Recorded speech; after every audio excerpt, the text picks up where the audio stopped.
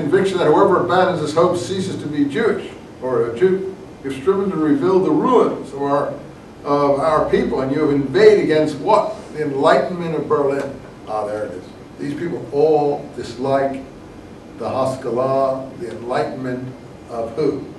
Mendelssohn and his inheritors and successors. What they call the Enlightenment of Berlin, and particularly the Jacobson and all those types, Geiger and so on. Its progenitors, that's Mendelssohn too, for having banished the hope of their people's redemption from the hearts of their followers. So he said, for them redemption is returning to Palestine, land of the forefathers. And again, we have spared, next paragraph, being a living nation. And they're all talking about the same stuff. This is in the air here. Today we speak alien tongues, but tomorrow we will speak Hebrew. So look, if redemption inspires you, he says, next to last paragraph at the end, how come you came to the conclusion that Hebrew language is dead? Writing the publisher must have read an article about that. Unusable in arts and sciences, only for matters pertaining to religion or the heritage. Look, I am a believer in the redemption of the Jewish people. I would have discarded Hebrew long ago if I were not. I would agree with the maskilim. What's a maskilim? Someone who practices Haskalah. Ma is someone who does something. It's in Arabic and Hebrew too. Muhammad. In Arabic it's mu, in Hebrew it's ma. Muhammad. Mu is someone who makes hamad. Hamad is to praise. Muslim. Mu is someone who does Islam. Mu is the person who does it. Islam is the name of what he does. Surrenders, forcibly makes peace. Muslim. In Hebrew it's masculine. Someone who does Haskalah or practices this enlightenment stuff of Berlin. Having despaired of redemption, they can see no other use for this language except as a kind of bridge. What is Hebrew to a man who is no more a Hebrew? And he talks about, you see, the science of Judaism. Why indeed must the science of Judaism be expressed only in Hebrew? Apparently he thinks that's how it must be expressed. Anyway, you saw our youth, next page, abandoning the tongue of their ancestors. You therefore struck out on a new path, spoke about being a spiritual nation, that our life is different from the lives of other people.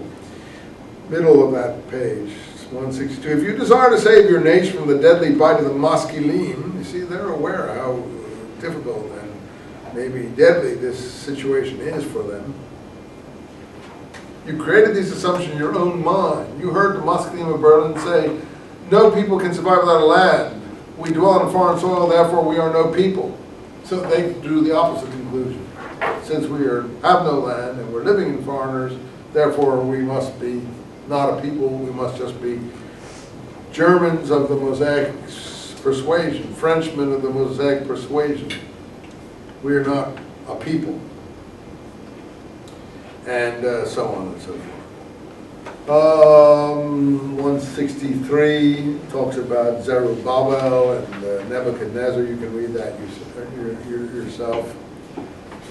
Finally, bottom of 163. Can't we see that our people's end is approaching? This is 1880 again. Is the Berlin Enlightenment alone the cause of all this evil? Actually, even in a country where the Jews never heard of Moses Mendelssohn. He doesn't like Mendelssohn. Or his teachings. Jewish youth is repeating the pattern of Jews in Germany, and that's still going on in America. By turning away from the people and from the language of its forefathers, the Maskilim of Berlin wrote many books, created elaborate theories to prove that we are not a people. It's plain for all to see, sir, bottom of that page. Our youth is abandoning our language because in their eyes it is dead and useless. So, he says, all our efforts to make them appreciate the importance of the language to us, the Hebrews, will be of no avail. Only a Hebrew with a Hebrew heart will understand this. Let us therefore make the language really live again. Let us teach our young to speak it, and they will never betray it. Let us increase the number of Jews in our desolate land. Let the remnants of our people return to the land of their fathers. Let us revive the nation, and its tongue will be revived too. I'll get to the point in a minute. I just want to read you this guy is very inspired, obviously, about these things. 164 in the middle of the page. The land of our fathers is waiting for us. Let's colonize it, and by becoming its masters, we shall again be a people like all others. Such words we listen to attentively, for the human hearts are even the heart of a mosquito. It's tender. True, the Jewish nation's language died together, but it was not a death of natural causes. Not a death of exhaustion like the death of the Roman nation, which therefore died forever. The Jewish nation was murdered twice. And now we can say perhaps thrice. Both times when it was in full bloom and youthful vigor. And just as a revival at the first exile from the land, of the death of the nation that had murdered it and rose to a higher spiritual material state, so now too, after the death of the Roman nation which murdered it, it will rise even beyond what had become the second exile. Very passionate, as you see. Finally, his conclusion. Last page. I therefore contend, sir, that if we stray from the right path, we have strayed. It is senseless to cry out, let us cherish the Hebrew tongue, lest we perish. The Hebrew language can live only if we revive the nation, return to the fatherland, or whatever you want to call it. In this last, since that's got a bad rep now, we maybe should use some other name. In the last analysis, this is only the way to achieve our lasting redemption. Short of such a solution, we are lost forever. The Jewish religion will no doubt be able to endure even in alien lands and will adjust its forms to the spirit of the place, again, the zeitgeist, and its destiny will parallel that of all religions but the nation. Therefore, we must turn our attention to what this people will be in the end of days. You see, he's like a evangelical in that regard. He talks about the end of days. In all that I have said, sir, was your spirit speaking in me. You were the first of the Mascadim to raise the banner of redemption, etc. Okay, the point here is that he says that the people and the nation, that the nation and the language will revive together. What did Ben Hur do? When he went to Palestine, he was a total dictator. He wouldn't let anyone in his household speak any language but Hebrew. He banished all languages, even though I don't even know how well he knew Hebrew or spoke it.